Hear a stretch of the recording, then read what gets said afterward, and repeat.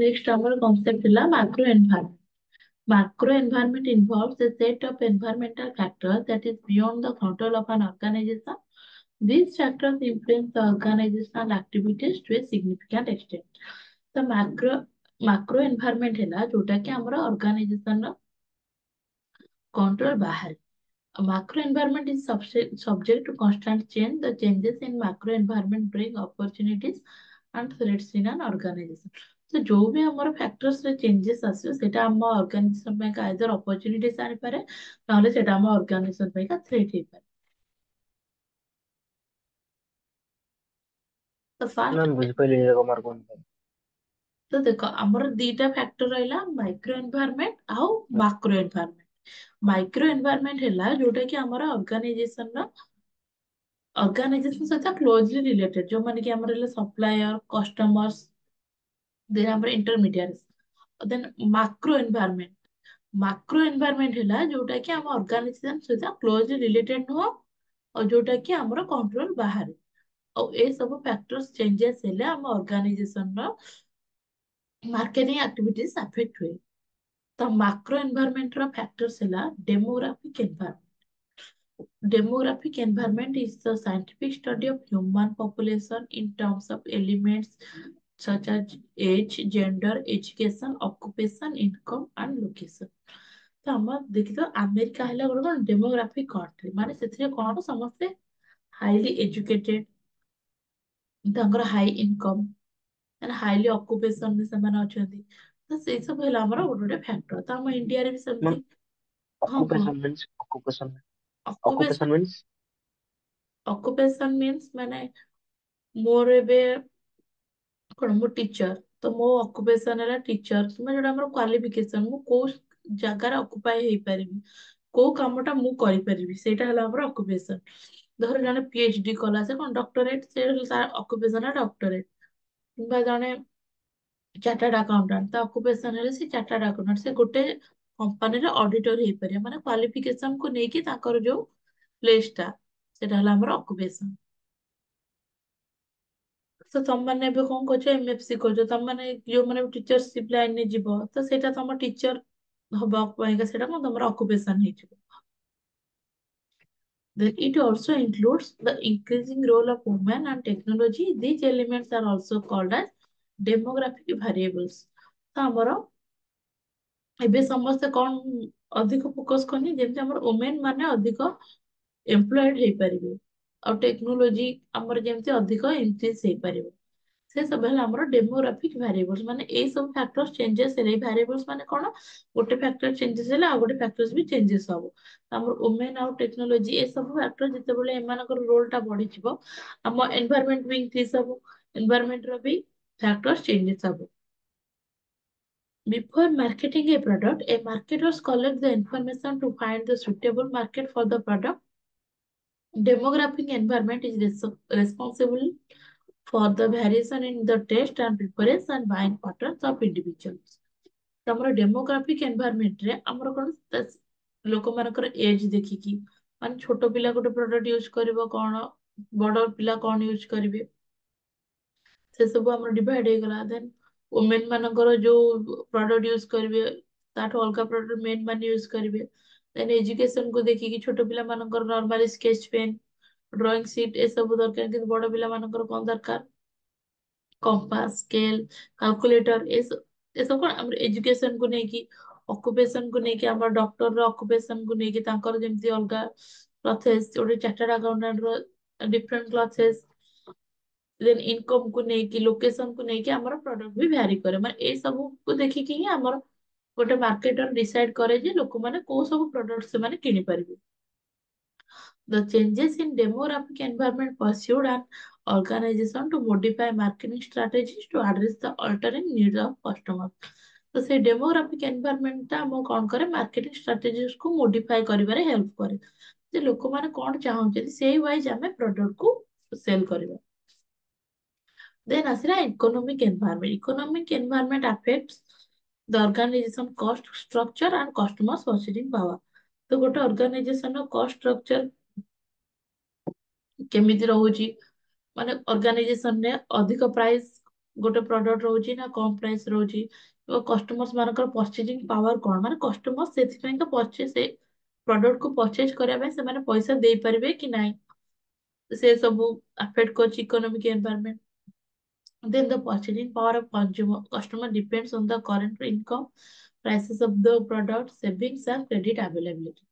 ତ ଆମର purchasing power କଣ ଯେ ତମେ ଧର ଗୋଟେ ଲୋକ କାର କିଣିବାକୁ ଚାହୁଁଛି, ତ ସେଇ କାର କିଣିବା ପାଇଁକା ତାର ସଫିସିଏଣ୍ଟ ଇନକମ୍ ଅଛି କି ନାହିଁ, କାର ର ପ୍ରାଇସ୍ କେତେ, ସେ ଲୋକଟା ସେତିକି ସେଭିଙ୍ଗସ୍ କରିଛି କି ନାହିଁ, ଦେନ୍ କ୍ରେଡିଟ ଆଭେଲେବିଲିଟି ମାନେ ସେ ଲୋକଟାକୁ ସେ ଆଉ କାହାଠୁ ଲୋନ ଆଣିପାରୁଛି କି ନାହିଁ, ଏସବୁ ଫ୍ୟାକ୍ଟର୍ସ କୁ ଦେଖିକି ଆମର ପରଚେଜିଂ ପାୱାର ଟା ଡିସାଇଡ୍ ହୁଏ।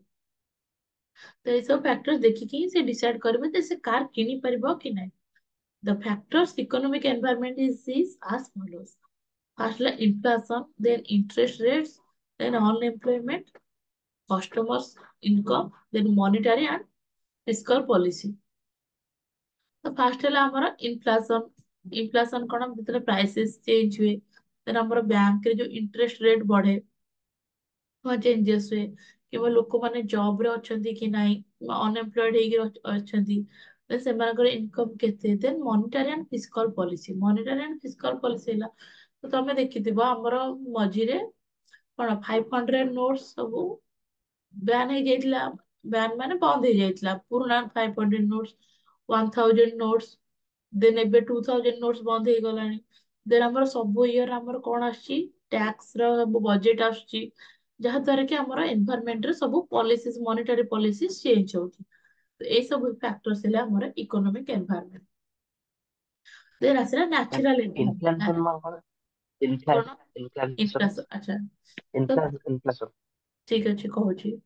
ତ ତମେ ଛୋଟବେଳେ କଣ ପାର୍ଲେଜି ବିସ୍କେଟ ଟା କଣ ଥିଲା, 3 ଟଙ୍କା ଥିଲା, କିନ୍ତୁ ଏବେ 3 ଟଙ୍କିଆ ପାର୍ଲେଜି ବିସ୍କେଟ ତମେ ଦେଖିଥିବ ମାତ୍ର 5ଟା କି 6ଟା ବିସ୍କେଟ ଆସୁଛି।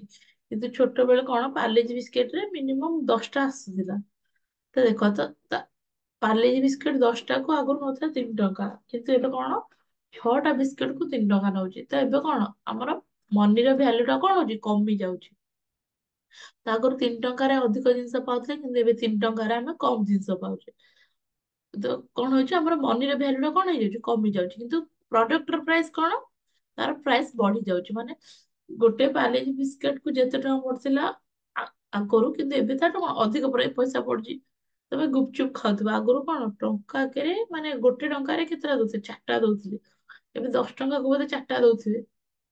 ତେବେ କଣ ପଇସାର ଭ୍ୟାଲୁ କମିଗଲାଣି, କିନ୍ତୁ ପ୍ରଡକ୍ଟ ଗୁଡାକର ପ୍ରାଇସ୍ ସବୁ ବଢିଗଲାଣି। ସେଇଟା ହେଲା ଆମର ଇନଫ୍ଲାସନ। ବୁଝିପାରିଲ? Yes, ma'am. There are the natural environment. Natural environment consists of natural resources which are needed as raw material to manufacture products by the organism. ତ ଅର୍ଗାନାଇଜେସନ ରେ ଯାହାବି ର ମ୍ୟାଟେରିଆଲ ଦରକାର, ଯେମିତି ଗୋଟେ ଆଲମିରା ପାଇଁକା ବା କବୋର୍ଡ କରିବା ପାଇଁ ଆମର କଣ କାଠ ଦରକାର, ତ ସେଇଟା ଆମର କୋଉଠୁ ଆସିବ, ଫରେଷ୍ଟ ରୁ ଆସିବ। The marketing activities affect the natural resources such as depletion of ozone layer due to the use of chemicals. The corrosion of the natural environment is increasing day by day and is becoming a global problem. ତ ଆମର ଗୋଟେ product ପାଖରେ ଯଦି high chemicals use ହଉଛି, ସେଟା କଣ ଆମର ଯୋଉ ଓଜୋନ ଲେୟର ରହୁଛି, ତମେ ପଢିଥିବ ଆମର କଣ ଯୋଉ ଏୟାର ପଲ୍ୟୁସନ ହଉଛି, ବାୟୁ ପ୍ରଦୂଷଣ ହଉଛି, ସେଟା କଣ ଆମର ଯେତେବେଳେ ଓଜୋନ ଲେୟର ଟା କମି କମି ଯାଉଛି କିମ୍ବା ଗ୍ଲୋବାଲ ୱାର୍ମିଂ ହଉଛି, ସେଟା କଣ ଆମର ଅଧିକ ଏକ୍ସେସିଭ ଆମେ କେମିକାଲ୍ସ ୟୁଜ କରିବା ଦ୍ଵାରା, ଏସି ଯୋଉ ୟୁଜ କରୁଛେ, ରେଫ୍ରିଜିରେଟର ୟୁଜ କରୁଛେ, ତା ଦେହରୁ ଯୋଉ ଗ୍ୟାସ ବାହାରୁଛି, ତ ସେ ସବୁ କଣ ଆମର ଓଜୋନ ଲେୟରକୁ ଆଫେକ୍ଟ କରୁଛି। ତ ୟା ଦ୍ଵାରା ଆମର କଣ ନ୍ୟାଚୁରାଲ ଏନଭାରନମେଣ୍ଟ ବି ଡିଷ୍ଟ୍ରୟ ହଉଛି। ସେଇ ଆମର ନ୍ୟାଚୁରାଲ ଏନଭାରନମେଣ୍ଟ ଯୋଉ ରହିଲା ଆମର, ଫରେଷ୍ଟ କୁ ଆମେ ଯଦି ନ କାଟିବା, ଆମର ଗ୍ଲୋବାଲ ୱାର୍ମିଂ ହବନି କିମ୍ବା ଆମର ଓଜୋନ ଲେୟର ଟା କମିବନି। ଅର୍ଗାନାଇଜେସନ ମାନେ ଆମର କାହା ଉପରେ ଡିପେଣ୍ଡ କରୁଛନ୍ତି, ଆମର ନ୍ୟାଚୁରାଲ ରିସୋର୍ସେସ ଉପରେ ବି ଡିପେଣ୍ଡ କରୁଛନ୍ତି। The following natural resources affect the marketing activities of an organization in a great way. ତ ଫାର୍ଷ୍ଟ ହେଲା ନ୍ୟାଚୁରାଲ ରିସୋର୍ସେସ୍, ୱେଦର ଆଉ ପଲ୍ୟୁସନ। ନ୍ୟାଚୁରାଲ ରିସୋର୍ସେସ୍ ଯୋଉମାନେ ରହିଲେ ଆମର ଫରେଷ୍ଟ ରୁ ଆମର କାଠ ଦରକାର, ପତ୍ର ଦରକାର କିଛିଟା ପ୍ରଡକ୍ଟ କରିବା ପାଇଁକା, କିଛିଟା ଫୁଲକୁ ନେଇକି ବି ଆମର ପ୍ରଡକ୍ଟ ହଉଛି, ସେଣ୍ଟ ହଉଛି ଆମର, ଦେନ୍ ୱେଦର ଆମର ଯେତେବେଳେ ଶୀତ ଦିନରେ ଦେଖିବ କଣ ସ୍ୱେଟର ଜ୍ୟାକେଟ ଏ ସବୁ ବିକ୍ରି ହଉଛି, ଯଦି ଶୀତ ଦିନ ପଳେଇବ ତ କଣ ସେ ସବୁ ଆଉ ସେଲ ହେଇପାରିବନି। ଦେନ୍ ପଲ୍ୟୁସନ, ପଲ୍ୟୁସନ କଣ ଯେ ଆମେ ଯୋଉ ହାଇ ପ୍ଲାଷ୍ଟିକ୍ସ ୟୁଜ କରୁଛେ, ହାଇ କେମିକାଲ୍ସ ୟୁଜ କରୁଛେ, ତ କଣ ଆମର ଏନଭାରମେଣ୍ଟ ବି ପଲ୍ୟୁସନ ହଉଛି। ତ ସେ ଏନଭାରମେଣ୍ଟ ବି ଆମର କଣ ଆଫେକ୍ଟ କରୁଛି ଗୋଟେ ମାର୍କେଟିଂ ର ଆକ୍ଟିଭିଟିଜ କୁ।